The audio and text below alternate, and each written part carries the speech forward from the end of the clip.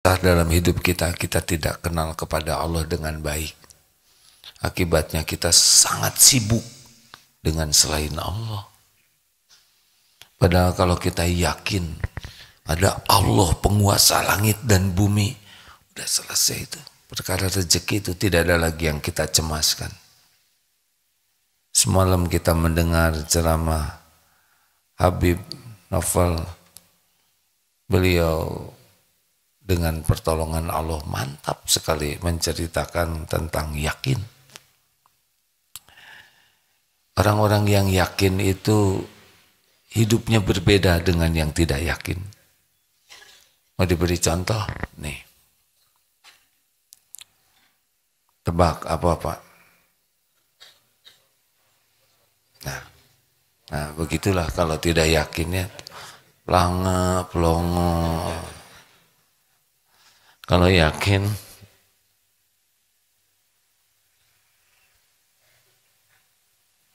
apa yang mau diambilnya? Kalau yakin beda. Ini ada kartu nama. Apa yang ada di tangan saya? Apa? Bulat perkataannya tuh. Mantep. Kalau yakin tuh mantep. Siapa yang memiliki rezeki di langit dan bumi? Siapa yang membagikannya? Dulu siapa yang ngasih rezeki kepada kita? Sekarang siapa yang ngasih rezeki? Besok, lusa, sampai kita meninggal, siapa yang jamin rezeki? Dan gak ada cemas. Takut tidak ini, takut Allah pemiliknya. Bulat Allah. Jadi apa yang kita lakukan? Ibadah saja. Sholat ibadah, kerja ibadah, ngurus keluarga ibadah. Sudah itu saja. Rezeki Allah yang ngatur. Ini susah kalau orang kurang yakin kepada Allah. Tapi kalau yakin, sudahlah, itu urusan Allah sepenuhnya. Urusan kita bagaimana menjemput rezeki jadi ibadah. Bagaimana kalau sudah dikasih rezeki nambah ibadah. Kan ada yang nanya, orang Islam dikit-dikit sholat, dikit-dikit sholat. Kapan kerjanya? Kerja kita emang sholat ya. Kita itu hidupnya itu untuk ibadah. Wa ma khalaqtul jinna wal insa illa liya'budun. Memang sholat itu kita diciptakan itu untuk sholat. Kita tuh kerjaan kita tuh nunggu waktu sholat. Nah dari sholat ke sholat diisi dengan ibadah yang lain. Tiangnya sholat diisi dengan ibadah yang lain, bekerja, ngurus keluarga, belajar, kadang olahraga, apapun dengan niat untuk takarub kepada Allah. Ya begitu saja. Kita tidak sibuk nyari uang. Bukan mencari uang, tapi bukan mencari rezeki, tapi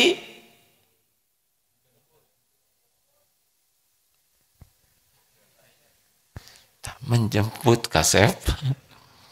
Kita nih bukan mencari rezeki, tapi apa bedanya mencari dengan menjemput?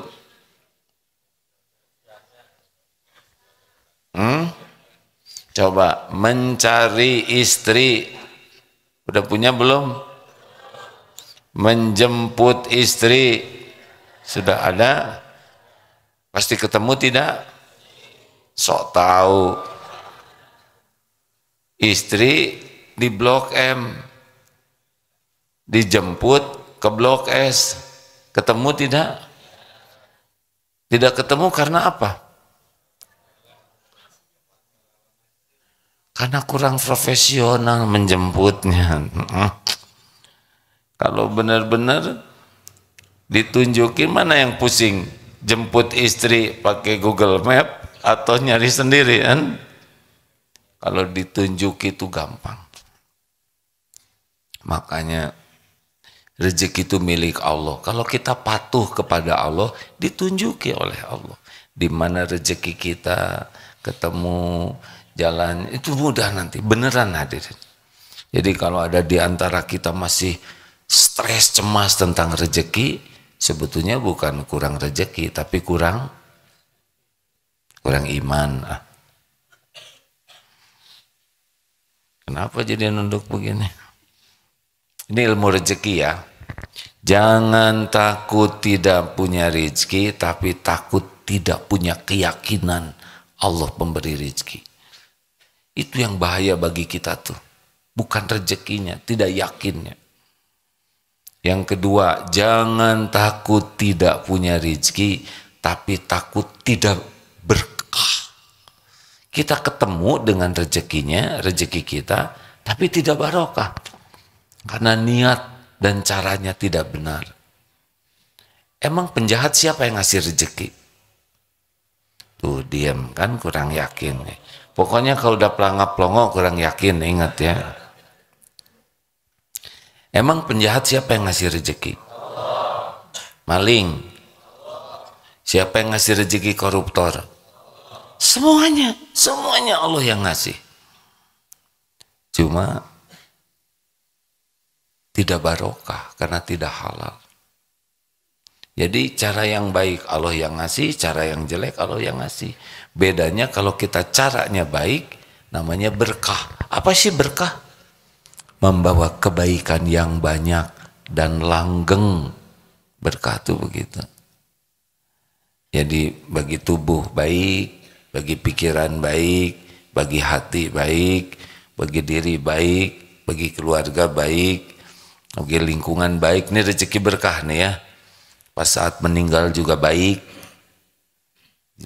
menjadikan husnul khotimah. Kita dikubur juga ngalir terus pahalanya gara-gara harta yang barokah tuh. Hisabnya juga baik, di akhirat baik, berkah. Tapi kalau rezeki yang tidak berkah, kepikiran jadi kacau, ke hati jadi galau, ke tubuh jadi kacau balau, ya. Ke keluarga jadi ngacau, ya. Ke diri jadi ngaco nanti Pak. Kalau tidak halal tuh ke sini tuh beda Pak. Kepikiran tuh, ke hati, ke tubuh, ke keluarga, ke anak, ke lingkungan. Mati su'ul khotimah, dikubur, babak belur, dihisap ngejongkeng, di akhirat direbus. Jangan takut tidak punya rezeki, takut tidak punya yakin. Jangan takut tidak punya rezeki, takut tidak punya barokahnya, berkah. Ya, kita bukan mencari rezeki, tapi menjemput rezeki. Yang dicari adalah keberkahannya. 3, jangan takut tidak punya rezeki, takut tidak punya syukur.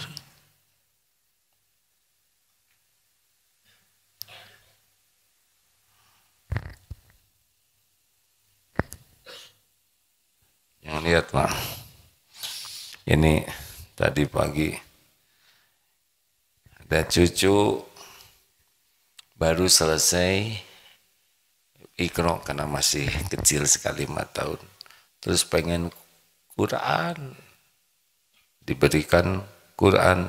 Hada min fadli Rabbi yabluwani ashkur am akfur. Hada min fadli Rabbi liyabluwani ashkur am akfur. Surat An-Naml 40. Ini doa Nabi Sulaiman. Hada min fadli Rabbi, ini termasuk karunia Tuhanku untuk mengujiku. Apakah aku syukur am akfur atau kufur. Barang siapa yang bersyukur, ini terusannya ya. Wa man syakara fa innama yashkuru li nafsihi wa man kafara fa innahu rabbi ghaniyun hamid.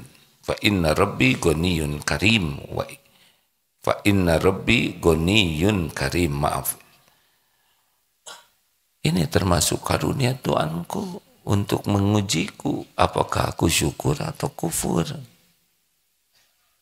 Barang siapa yang bersyukur maka dia bersyukur untuk dirinya sendiri. Barang siapa yang kufur maka sesungguhnya Allah Tuhanku maha kaya dan maha mulia.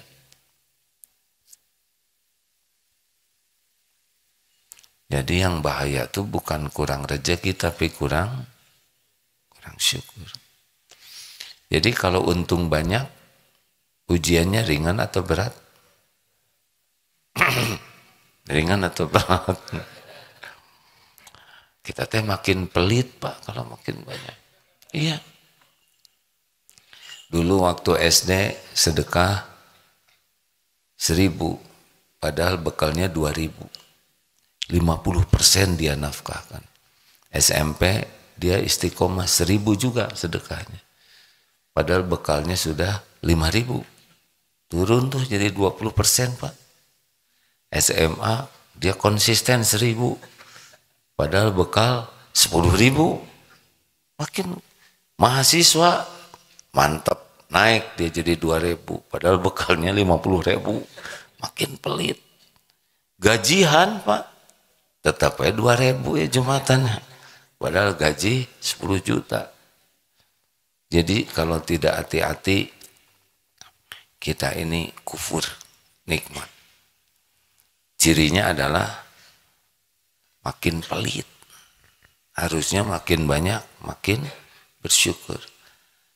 4, jangan takut tidak punya rezeki, tapi takut tidak punya sabar. Ketika Allah menyempitkan, suka-suka Allah dong.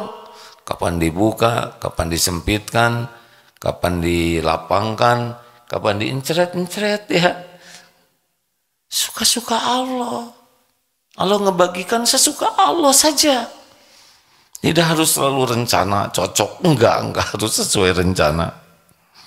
Rencana kemana, datang kemana. Ya, ini kalau ngandelin gaji, wajah-wajah ini udah meninggal dari dulu nih sebagian besar. Di Darut Tauhid itu santri karyanya 1.400 Pak. Pada waktu COVID kemarin, mulai COVID, saya nanya berapa cadangan dana yang ada. Hanya cukup kita stok gaji itu hanya untuk 3 bulan. Jadi cadangan gaji di pesantren ini hanya cukup 3 bulan Pak. 3 bulan lagi kita sudah habis kecuali jual-jual aset. Gimana Gimana? Ya jalanin aja. Sekarang tahun berapa nih? Udah lewat itu rapat berkali-kali ya nggak? Tetap saja jalan. Karena yang ngebagikan rezeki itu Allah sesuka Allah. Pembangunan tetap jalan. Pembebasan lahan tetap jalan. Gaji jalan aja. Memang pernah kita ada gaji dipotong ya. Tapi pada hidup tuh teman-teman tuh. Walaupun gaji dipotong kemana? Sepeda dilelang ya nggak? Gini kalau lagi susah tuh namanya mantap ya, makan tabungan. Terus yang nyiapin tabungan ini siapa? Jawab Aden.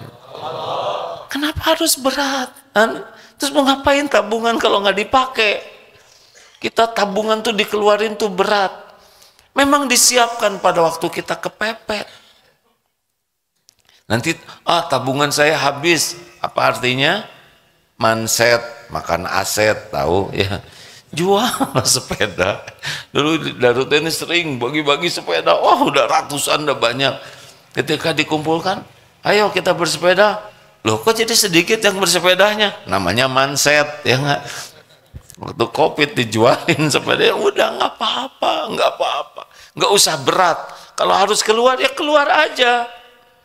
Kenapa ditahan-tahan? Ya tapi harganya setengah. Ya udah nggak usah dijual atuh. Tapi saya perlu, ya jual atuh ya. Kenapa berat? Nggak usah ribet. Dunia ini nggak boleh ribet-ribetan, nggak ada bertengkaran ya. Halo, sing sabar, ada waktunya kok. Udah pernah nggak tidak punya uang? Ada yang pernah, ada yang sering, ada yang konsisten ya. Cara Allah memberi rezeki mah enggak harus kepikir oleh kita semua. Betul, hadirin. Abah, anak berapa? 5. Ada yang lebih dari 5, acungkan tangan. Berapa Pak? 6. Lebih 1 ya. Ada yang lebih dari 6? 7? 8? 9? 10? 11? Biasa aja ketawanya. 11? Masya Allah tuh Pak. Tapi itu semua ciptaan Allah. Semua milik Allah. Yang ngedesain Allah. Yang mencukupi Allah. Cukup aja. Maka kalau karyawan berapapun, bukan saya yang ngegaji. Dia ketemu rezekinya masing-masing. Jangan takut tidak punya rezeki. Takut tidak punya sabar. Jadi kalau disempitkan, tenang aja. Diambil, yang ridho. Ridho. Jangan takut tidak punya rezeki, takut tidak punya ridho kalau dia diambil. Kita sering menganggap musibah ketika diambil oleh pemiliknya. Ingat tukang parkir, coba perhatikan, di sana ada tukang parkir. Ganti-ganti mobil, tidak pernah sombong tuh. Jernih. Diambil sampai habis, gak ada penderitaan. Kenapa? Bukan miliknya, hanya titipan. Dan lah, gak usah memiliki. Pokoknya rahasia duniawi ini 2. 1, jangan kagum, jangan mengagungkan dunia. Yang kedua, jangan lengket. Kalau lengket Pak, seperti amplop, ada perangko, ketika perangko diambil, robek. Betul tidak? Biasa aja, dunia ini sesuka Allah. Dan yang terakhir, jangan dengki dengan rezeki orang lain. Ini duduk begini, nggak ketukar-tukar loh Pak. Misalkan di Hajar Aswad berdoa, sebelah sana, minggir-minggir, ya, misalkan di Multajam, jangan terlalu dekat ya, karena saya minta jodoh. Nggak akan pindah ke dia. Nggak bisa. Walaupun berdesak-desak, nggak akan ketukar. Anak, beda-beda garisnya, betul? Walau seibu sebapak, lihat waktu lebaran, beda-beda kan? Sekelas, beda-beda. Seangkatan, beda-beda. Rileks saja. Kalau lihat rezeki teman, bagaimana? Bagaimana? Hah? Coba gimana supaya nggak dengki, gimana? Nah, berarti belum tahu, makanya bengong gitu ya. Nggak nyaman. Takut kelihatan bodoh kita ini, terus ngejawab tapi nggak tahu apa yang mau diomongin. Jadi bunyi sendiri tapi pelan dan dia sendiri nggak ngerti. Aja baik. Kalau lihat orang dapat rezeki, doakan. Semoga berkah. Itu obatnya. Karena kita suka nggak rela dan nggak akan pindah ke kita. Ini di Cileunyi toko banyak, toko bukan toko, warung tahu Sumedang berderet itu. Segitu banyaknya Pak. Suatu saat saya ke sana Pak. Gak niat beli sih, tapi lihat itu jadi pengen beli. Tapi karena banyak, jadi tidak tahu yang mana nih yang harus dibeli. Caranya begini, persnelengnya dinetralkan kan udah pelan ya. Bismillah ya Allah, terserah rezekinya siapa. Pas berhenti di kios yang kosong, hadirin. Jadi rezeki sebelahnya, maksudnya begitu.